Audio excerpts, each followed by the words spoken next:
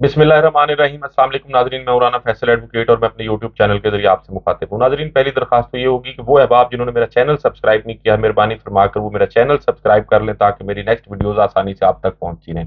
नाजरीन, आज की वीडियो में हम बात करेंगे कि कप्तान क्या कर रहे हैं, अब कप्तान की आइंदा हिकमत अमली क्या है। उसके साथ साथ इमरान रियाज साहब जो हैं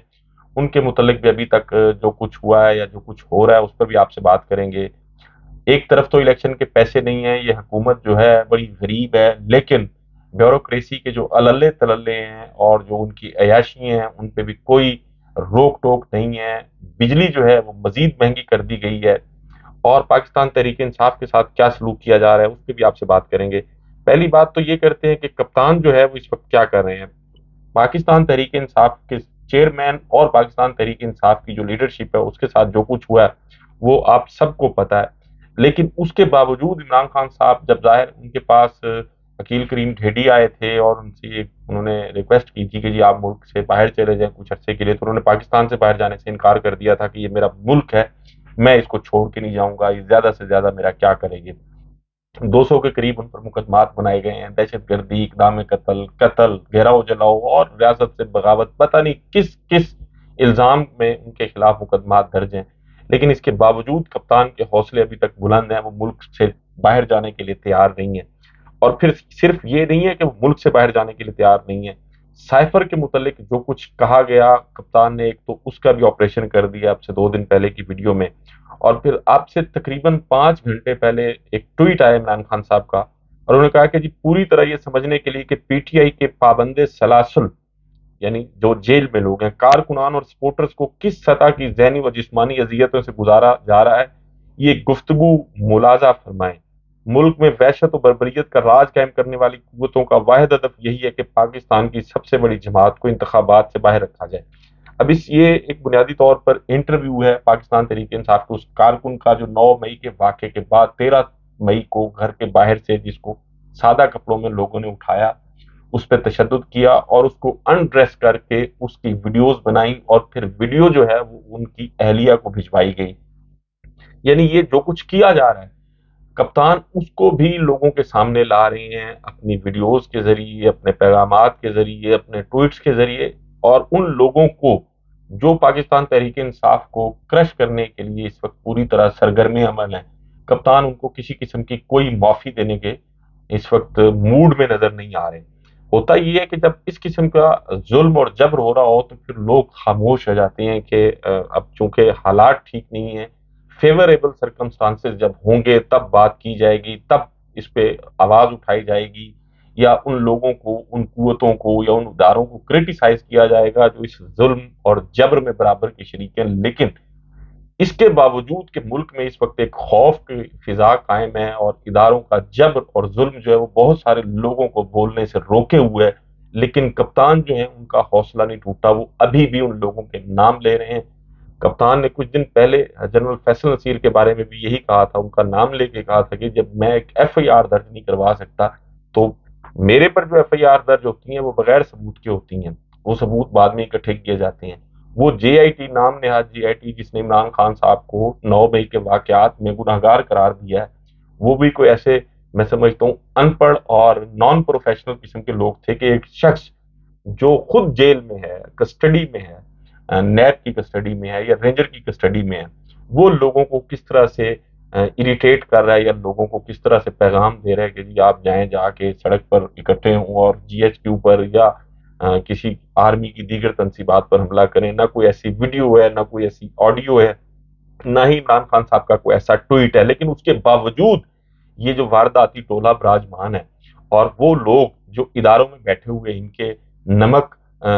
खार हैं या इनके तनख्वाहदार हैं या जो स्टेट से ज्यादा, रियासत से ज्यादा इनके वफादार हैं,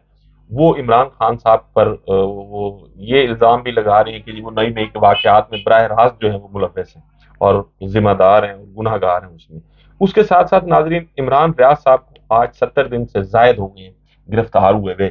इमरान रियाज की जो गिरफ्तारी है वो पाकिस्तान के निज़ाम इंसाफ पर एक बहुत बड़ा सवालिया निशान भी है और पाकिस्तान के जुडिशल सिस्टम पर एक जोरदार तमाचा भी है कि एक शख्स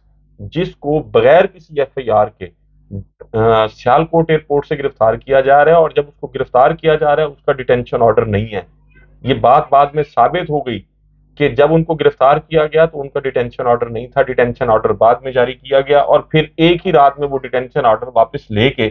ان کو نامعلوم لوگوں کے حوالے کر دیا گیا۔ اب یہ کہا جاتا ہے کہ یہ نامعلوم لوگ ہیں، لیکن یہ نامعلوم نہیں ہے، پاکستان کے کس ادارے سے ان کا تعلق ہے آپ کو بھی پتہ ہے، مجھے بھی پتہ ہے، اور پاکستان کی جو صحافتی تنظیمیں ہیں وہ ستو پی کر اس میں سوئی ہوئی ہیں۔ امریکہ سے کچھ دن پہلے ایک ڈیلیگیشن آیا، میری عمران ریاض صاحب کے چچا سے بات ہوئی، میری خود ان سے کافی دیر میری طویل گفتگو ہوئی، تو وہ بتا رہے تھے کہ امریکہ سے ایک ڈیلیگیشن آیا، اس ڈیلیگیشن نے آ کے یہاں بہت سارے لوگوں سے ملاقاتیں کی ہیں، اس میں انہوں نے صدر مملکت سے بھی ملاقات کی ہے، اور ایک سیمینار جو ہے وہ بھی لاہور میں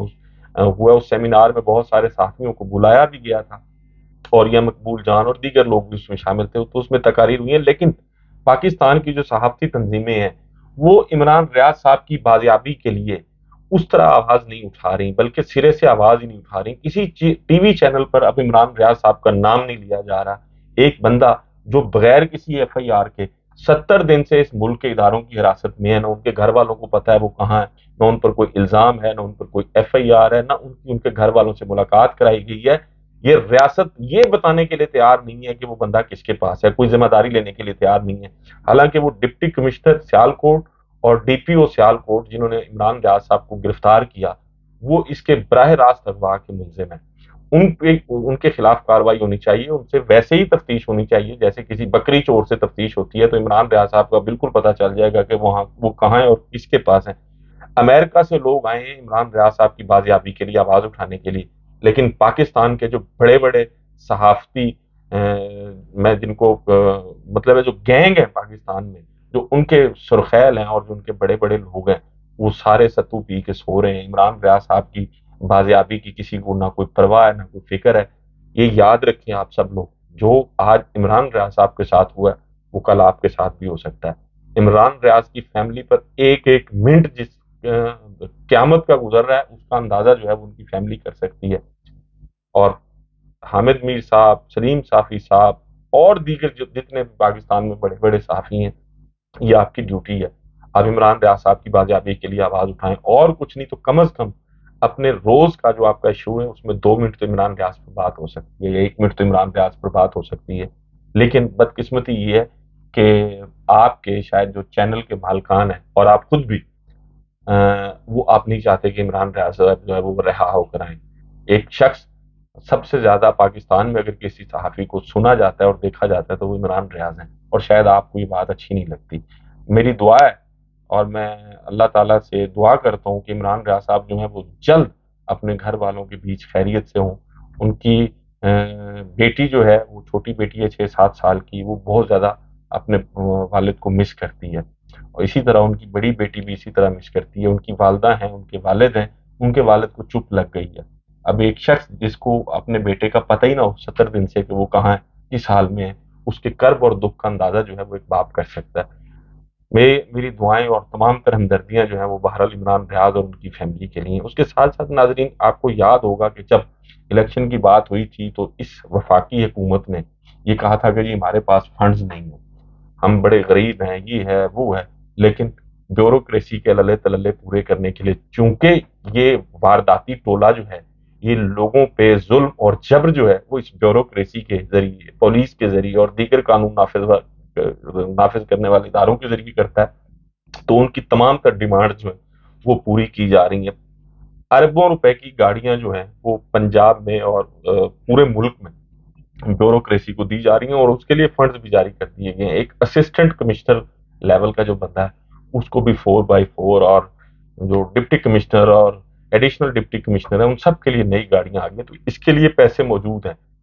تصاویر بنوانے کے لیے، شو کرنے کے لیے لیپ ٹاپ جو ہے وہ 80 ارب روپے کے بانٹے جا سکتے ہیں، لیکن پنجاب اور خیبر پختونخوا کے لوگوں کو ووٹ کا حق دینے کے لیے آپ کے پاس 40 ارب روپے نہیں ہوتے۔ شرم سے ڈوب مر جانا چاہیے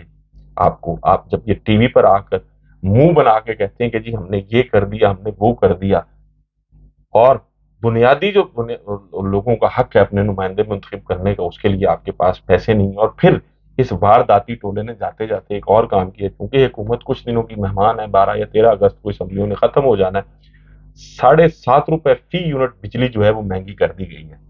اب بجلی ₹7.5 यूनिट पे इजाफा होने का मतलब आप बेहतर समझते हैं कि वो बिल जो एवरेज किसी घर का ₹10,000 आ रहा है,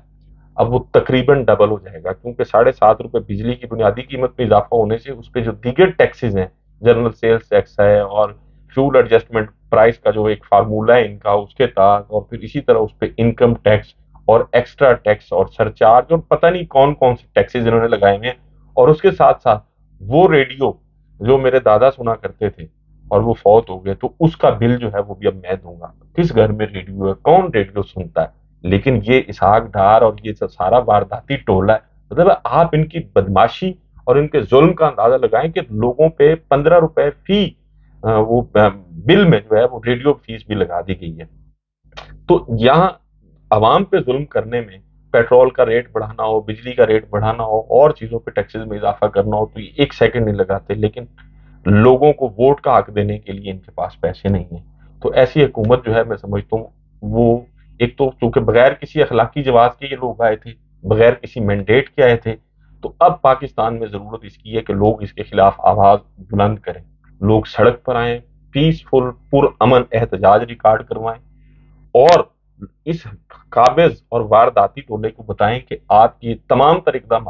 जो अवाम दुश्मनी आप कर रहे हैं वो हम नहीं मानते। अगर लोग नहीं आएंगे तो फिर जुल्म जो है वो इसी तरह आपके साथ होता रहेगा। और उसके साथ साथ नाजरीन, एक और बड़ा शर्मनाक वाकया हुआ है, और वो ये कि शहरयार अफरीदी साहब को जेल से, अडियाला जेल से निकाल के उनके साथ जो सलूक किया गया, ये पाकिस्तान के जो कानून नाफिज करने वाले इदारे हैं और इनमें बैठे जो चंद मकरू और गलीज किरदार हैं,